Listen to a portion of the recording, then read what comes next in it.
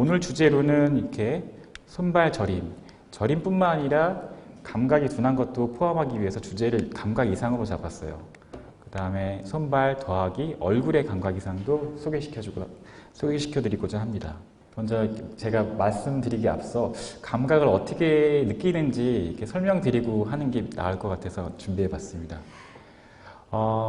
감각은 말초 손발에서부터 뇌까지 가게 해서 인지를 하게 됩니다.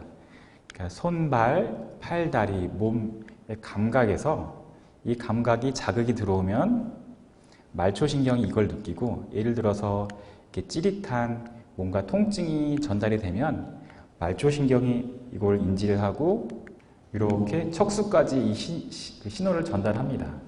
그럼 척수에서 이 신호를 받아서 쭉 위로 뇌로 올려줘요. 그럼 뇌에서 한번 이게 어떤 자극이 들어왔다. 최종 목적지, 감각을 느끼는 세포가 있는 곳으로 쭉 보냅니다. 그러면 우리가 찌릿하다 이렇게 느끼게 되거든요. 그래서 우리가 신경통증을 느낄라 치면 이 말초신경, 척수, 뇌 어딘가 병이 생기면 감각 이상이 생길 수가 있습니다. 결국 최종으로 뇌까지 가야 되기 때문에 이 가는 경로에 병이 생기는지 저희가 찾는데요. 제 외래에서 진료를 볼 때 환자분이 어디가 저리다, 어디가 감각이 이상하다라고 말씀하시면 저는 나름 고민을 해요. 이게 말초신경인가? 목에 있는 척수의 변변인가? 뇌의 변변인가? 이걸 감별을 하게 돼서 거기에 걸맞는 검사를 시행하게 됩니다. 좀 복잡한 그림인데요. 똑같습니다. 이렇게 손에 말초신경이라고 감각이 느껴지고요. 이 신경이 쭉 척수까지 간 다음에 척수에서 뇌로 보냈다가 뇌 중에 이렇게 감각을 느끼는 쪽으로 신경을 보내서 이 감각을 내가 느끼게 됩니다. 이 그림은 이 감각을 원초적으로 잘 느끼는 부위를 확대해서 보여드린 그림인데 이렇게 생겼어요. 이게 정면입니다. 한쪽 반대쪽에도 하나 더 있고요. 이런 감각이 반대쪽 몸의 감각을 담당합니다. 그러니까 뇌는 서로 교차해서 지배를 하기 때문에 보시면 다리는 이쪽에, 몸통, 팔, 얼굴. 이게 혀가 너무 크죠? 우리 몸에 비해서. 그 얘기는 뭐냐면 다른 부위에 비해서 얼굴, 손은 더 예민하게 느끼게 하려고 많은 부분을 차지합니다. 그래서 이 신경들이 결국 이렇게 쭉 뻗어서 나가서 감각을 느끼게 되죠. 그러면 이제 말초신경에서부터 척수를 거쳐서 뇌로 오게 되면은 쭉 신경다발이 됐다가 어디는 혀로 가고, 어디는 코로 가고, 이쪽으로 이렇게 쭉 뻗어져 가요. 근데 저희가 만약에 뇌졸중이 왔는데, 뇌졸중이 여기 왔어요. 그러면 다른 곳은 괜찮은데, 뇌졸중이 온 이 부위의 반대쪽, 코나 입술에 감각 이상을 느끼게 됩니다. 만약에 이쪽에 생겼으면 다른 데는 괜찮은데 반대쪽 손의 감각의 저하가 되겠죠. 그런데 대부분은 이런 감각신경이 빠르게 모여서 가거든요. 그래서 뇌졸중이 온다면 보통 이런 부위에 온 경우가 많아서 이 3번의 뇌졸중이 왔다면 여기를 다 침범하잖아요. 그렇기 때문에 반쪽이 마비가 오는 겁니다. 그래서 우리가 항상 반쪽 마비가 오면은 뇌 이런 부위에 뇌경색이나 병변이 있지 않나 고민을 하게 되는 거죠. 오늘 상당 부분 얘기를 할 저림 같은 경우가 사전적 의미는 이렇더라고요. 이렇게 뼈마디가 몸의 일부가 오래 눌려서 피가 잘 통하지 못하여 감각이 둔하고 아리다. 그러니까 이런 경우 생각하시면 되겠습니다. 오랫동안 쭈그려 앉아서 아니면 변비가 있어서 오랫동안 이렇게 변기에 앉았다가 일어났는데 다리가 막 콕콕 쑤시고 막 저리고 이상한 느낌이 들잖아요. 그런 거를 저리다는 거를 이렇게 사전적으로 얘기를 합니다. 근데 실제로는 이렇게 혈액순환이 되지 않아서 생기는 저림보다는 말초신경, 신경 문제 때문에 저린 경우가 실제로 많습니다. 가끔 가다가 이렇게 손절임이라고 이렇게 써주시는 분도 있는데 가끔 의사분도 이렇게 쓰시는데 저림은 완전히 다른 거더라고요. 이렇게 배추절이나 이럴 때 쓰는 저림이니까 쓰실 때 꼭 내가 저릴 때 이 용어를 쓰시면 될 것 같습니다. 저희 그 통증학계에서, 신경통증학계에서, 그러니까 신경 자체가 문제가 생겨서 통증을 느낄 경우 어떻게 느끼는가 이렇게 설문을 진행한 적이 있는데, 가장 흔히 쓰는 게 저리다, 전기후드 찌릿찌릿하다, 따끔거리다, 정말 다양합니다. 근데 결국에 이런 것들이 어떤 타박상이나 골절 이런 게 아니라 요걸 느끼는 신경 자체에 문제가 생겨서 이렇게 표현이 된다고 기억하시면 되겠습니다. 그 와중에 조금 차이가 있는 것은 시리다, 화끈거린다, 이거는 신경 문제보다는 혈관, 혈액순환 장애와 좀 더 연관성이 있다고 하겠습니다.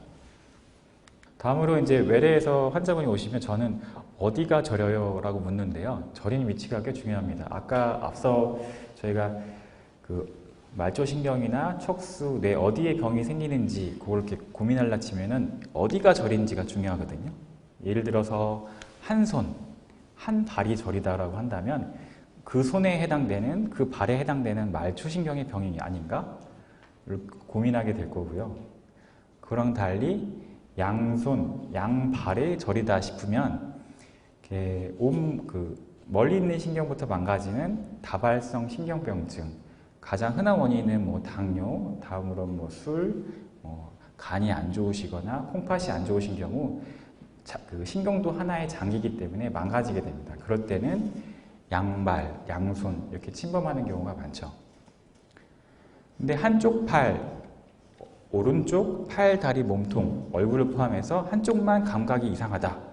그건 앞서 말씀드린 이거는 거의 다 뇌병변일 가능성이 높습니다. 다음으로는 종종 이렇게 온몸이 저리다라고 오시는 경우가 있어요. 어떤 분은 화끈거린다, 따끔거린다. 그런데 실제로 온몸이 저려서 오시는 경우는 대부분 다 병이 없는 경우가 많습니다. 이게 제가 이론적으로 말초신경, 척수, 뇌로 잘 설명이 되지 않거든요.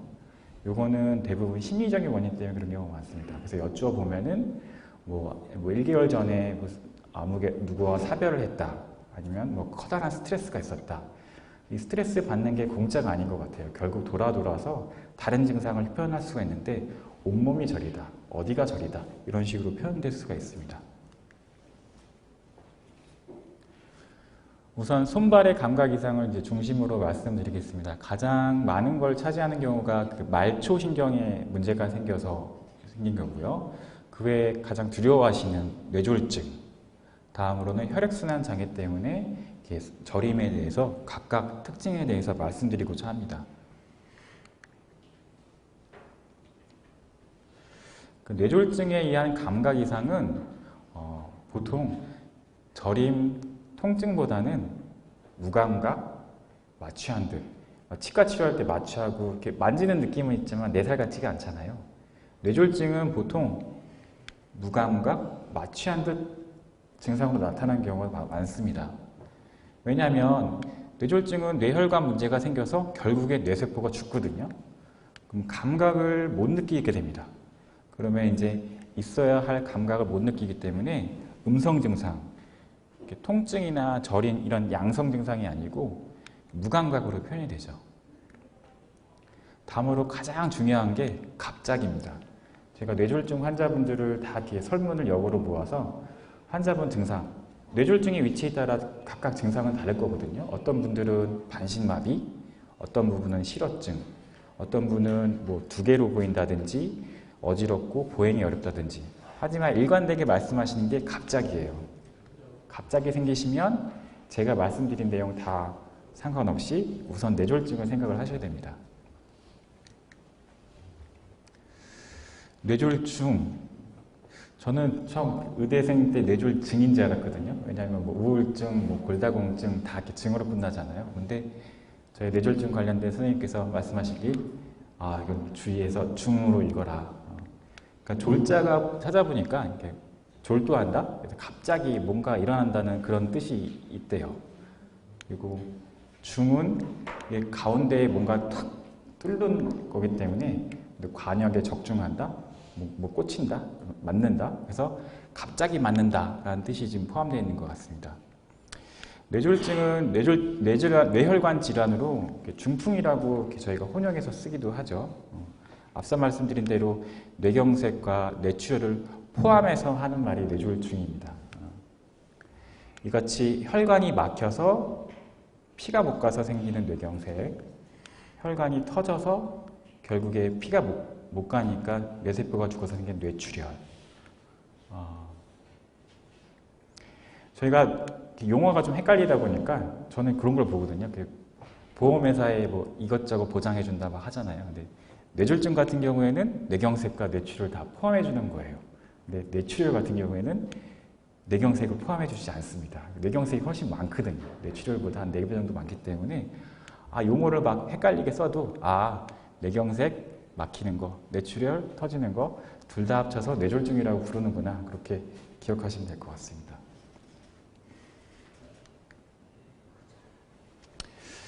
뇌졸중에 의한 감각 이상은 저희가 아까 이렇게 보여드린 것처럼 이렇게 진행이 됩니다.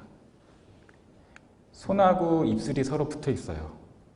그 다음은 다리가 있고요. 그래서 만약에 뇌졸중이 온다면 얼굴과 손, 팔과 다리 이쪽으로 마비가 주로 오고요. 근데 얼굴은 괜찮은데 손은 빼고 다리가 온다? 그러면 병변이 좀 이상하게 그려지겠죠. 보통 이런 식의 양상으로 보입니다. 손과 얼굴, 그 다음 이쪽이 막아지면 팔, 다리 이렇게요. 그래서 반대쪽에 몸의 한쪽만 증상을 일으키게 되고 감각이 둔해지는 게 대부분입니다. 여러 번 강조해도 지나침이 없는데요. 이거 갑자기 생긴다는 점을 기억하시면 될 것 같고요. 만약에 여기에 뇌졸중이 왔다면 다리나 몸통 힘은 괜찮은데 손과 얼굴에 감각 이상이 올 겁니다. 제가 전공의 때 열심히 이렇게 환자를 보다가 어떤 분이 엄지손가락이랑 검지손가락이 저리다고 오셨어요. 그래서 이거는 당연히 말초신경 문제겠지. 근데 또 공교롭게도 같은 쪽 입술이 저리다고 하시는 거예요. 그래요? 긴장해서? 그러면은 저희가 그림이 그려지거든요. 손과 얼굴, 입술. 그래요? 언제부터 생겼어요? 그러니까 어제 갑자기 생겼다고 합니다. 그래서 MRI 찍었더니 급성 뇌경색이 이쪽 부위에 있었던 경우가 있는데요. 그런 것처럼 갑자기 이런 그림 형태를 나타나면은 뇌경색도 저희가 뇌졸중도 생각을 해봐야 됩니다. 제가 앞서 뇌졸중은 갑자기 주로 감각이 둔해진다라고 표현했는데 아쉽게도 여기도 좀 예외가 있어요. 예를 들어서 시상이라는 부위가 있습니다. 이 부위는 이렇게 말단의 감각신경이 다 모였다가 한번 쉬었다가 보내주는 거예요. 그러니까 통증이나 이런 감각을 한번 조율해서 보내주는 곳인데 이쪽 부위에 뇌졸중이 오면은 문제가 생기면 감각신경이 신호 전달이 이상하게 됩니다. 그래서 감각이 둔한 것보다는 둔한 것도 있지만 이상 감각, 저리거나 그런 걸 느끼게 되죠. 드물게 대부분의 뇌졸중을 경험하시는 환자분들은 힘이 빠지거나 감각이 둔하겠지만 일부 이쪽의 뇌경색을 경험하신 분들은 후유증으로 반대쪽 이상 감각, 저림 이런 걸 호소하실 수도 있습니다. 근데 얘는 운동신경이랑 바로 붙어 있기 때문에 이 부분에 병이 생기면 힘이 빠지거나 비틀거리는 이런 증상을 갑자기 동반하는 경우가 많습니다. 다음으로는 혈액순환 장애로 인한 저림. 저림 정의 자체가 혈액순환이 잘 안 돼서 생긴 것처럼 돼 있지만 실제로 이런 경우는 많지는 않아요. 이런 경우는 손발보다는 더 말단의 손가락, 발가락 차다 실제로 차죠. 그 다음에 피부색이 변하는데 이렇게 찬 곳에 노출이 되면 하얗게 손가락이 질리거나 아예 그냥 이렇게 파랗게 됩니다. 이게 더 심해지면 결국 이쪽 부위가 피가 잘 안 간다는 얘기이기 때문에 괴사가 일어날 수도 있죠. 이런 경우는 큰 혈관의 동맥경화증 때문에 피가 잘 못 간다든지 조그만 혈관에 자율신경 이상으로 과도하게 혈관이 수축돼서 이런 혈관 맥이 잘 만져지지가 않죠. 이번에는